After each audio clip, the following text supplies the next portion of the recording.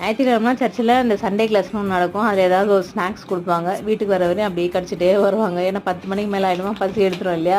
Snacks கொடுக்கும்போது பிஸ்கெட்டோ இந்த மாதிரி சாக்லேட் ஏதாவது ஒன்று கொடுப்பாங்க, சாப்பிட்டுட்டே வருவாங்க. வீட்டுக்கு வந்து ப்ரெட்டு காஃபி சாப்பிட்டுட்டு மட்டன் வாங்கி குழம்பு வச்சாச்சு. மட்டன் கழுவுறதுக்கு முன்னாடி இதில் சின்ன சின்னதாக நமக்கு முடி இருக்கும், அதெல்லாம் க்ளீன் பண்ணிவிட்டு அதுக்கப்புறம் வேக வச்சு நம்ம சமையல் பண்ணும்போது ஈஸியாக இருக்கும். தண்ணி ஊற்றி முதல்ல அழைச்சிட்டோன்னா அந்த முடி இருக்குது தெரிய மாட்டேங்குது. அப்புறம் இந்த ஸ்நாக்ஸ் வாங்கி 2 நாள் ஆச்சு, எடுத்து வைக்கவே இல்லை. இந்த வெள்ளையாக இருக்கிறது வந்து காரம் அடிக்காமல் இருக்கும் இல்லையா, அது சின்னவளுக்கு.